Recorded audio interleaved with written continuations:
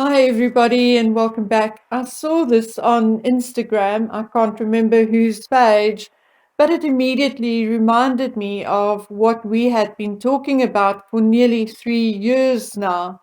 Yes, indeed, stupid is knowing the truth, seeing the truth, but still believing the lies. Now, isn't that the truth? Okay, my dear subscribers, friends, viewers, listeners, and by the way, if you are listening, please make sure you click that subscribe button. It is indeed free, and by doing so, you are helping me continue to make these videos or vlogs. I started working on my email but did not get very far, as I'm one of those people who cannot just say hi and bye. In most cases, if an email is interesting or kind, I'll type a proper reply. Having said that, even among the few I did work through, I found some interesting tidbits, and I'm quickly going to mention a few. A subscriber from the Santa Barbara area informed me that Dr. Melissa Drake and her husband, Dr. Reislick, also sold the Santa Barbara home. Now remember, she is the doctor who supposedly delivered Lily and who now closed her practice. So it definitely appears as if there is a little more to her closing her practice. I thought that maybe they are just relocating, maybe to Texas. Okay, now that's my attempt at a joke. But I checked out Dr. Reislick's practice, and there is no indication that he is closing his practice in Santa Barbara. So who knows what's really behind all of this? Then there is the matter of Victoria Arbiter threatening to sue the guys who pranked her into talking about the Oprah interview before it aired. According to her, the Sussex squad mocked her endlessly, and she had lost jobs and income as a result. Now, I honestly do not care or wish to talk about Victoria, but once again, we can see the end result of Harry and Meghan's divisiveness. And of course, this will then also remind us about previous scenarios, such as the one with Piers Morgan. I have personally never come across any celebrity or celebrity couple who have caused so much havoc in other people's lives as these two, and certainly never expected it from royals. Although, having said that, they are only now surpassing Harry's dear dad.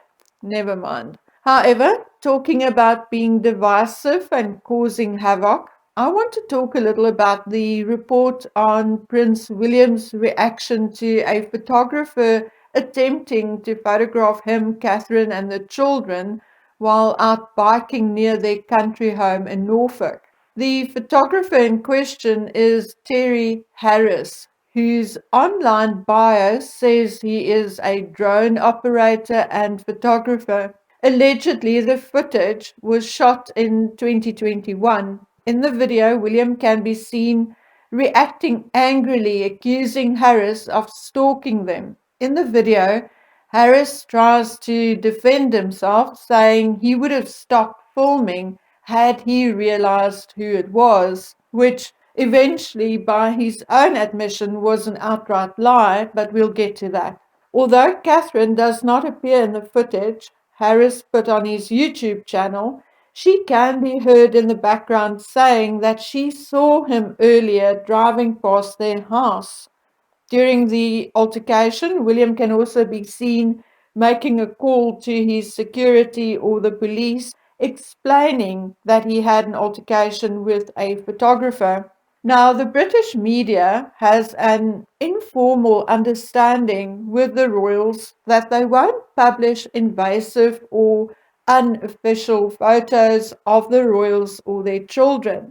However, the problem arises because it does not stop these photographers from selling these pictures to other publications based elsewhere, particularly in the United States, Germany, and France. At first it appeared as if Harris was scared off, but then a year later he did actually have the gall to publish the video. A short review by the palace found the footage to be a gross invasion of privacy and requested for it to be removed, after which Harris did remove it from his channel.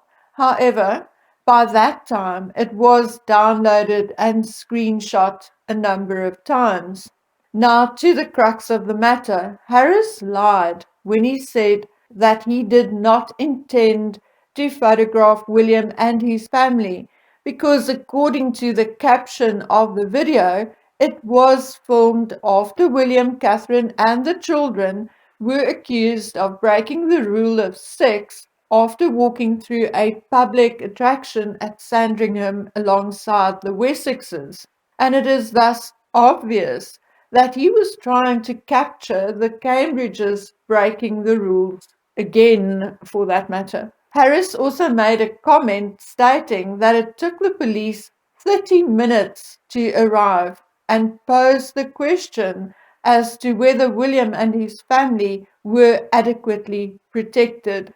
Now that, I think, was a very dangerous thing to do. Anyway, in my opinion, stalking is never okay, and there is a huge difference between taking photographs of someone attending an engagement and stalking them, taking pictures of them during their private moments or trying to relax, creeping around hedges and bushes to perhaps capture them in a private or compromising position.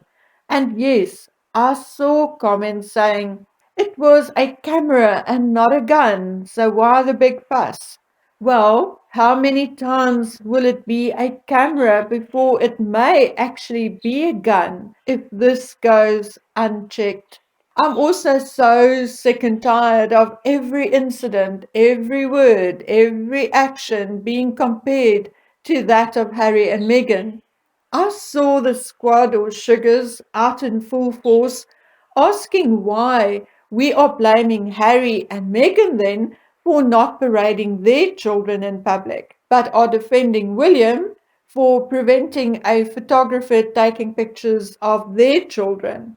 Well, how does one explain to stupid that they got it all wrong? William and Catherine allowed the media to photograph them leaving the hospital after the birth of each of their children. Catherine herself takes and releases photos of the children and their milestone events, be it a birthday or their first day at school. William and Catherine take their children to public events where they are indeed photographed without complaints or fanfare. We have seen the children attending a polo match and having a picnic, going to the theatre. We have seen them being normal children, behaving and misbehaving, and we adore them. We enjoy seeing them, and that is it. Once we have enjoyed the photographs or footage, we move on with our lives, and they with theirs. When it comes to Harry and Meghan, though, everything is shrouded in mystery, deceit, and drama. No photographs or footage, and then suddenly heavily altered images. Of course, that will raise suspicion. Of course, that kind of actions and behavior will raise speculation. We do not need to speculate about the births of William and Catherine's children. We know when and where they were born. We saw them leave the hospital. We saw their paperwork. We don't speculate about the little Cambridge's health and welfare because every now and then we get a glimpse into their lives. The same can, however, not be said for the Harkles children. Where are they when their parents are out gallivanting? Are they okay? Are they healthy? Having said that, I would still not advocate for or support anyone stalking them to get photographs of these mysterious children. Absolutely not. I fully support the parents' right to show their children when or where it suits them or when they feel comfortable doing so. We have seen Eugenie releasing pictures of little August, and we saw her and Jack with him at the pageant, and he is a real cutie. On the other hand, we have not seen a photograph of Beatrice and Edo Siena yet, and that is fine too. Those are their individual choices, and they are sticking to it. They are not releasing altered and doctored images, and neither of them are in the media daily speaking out about every issue that arises across the world. There is no taunting and lying or sticking up a middle finger to the public.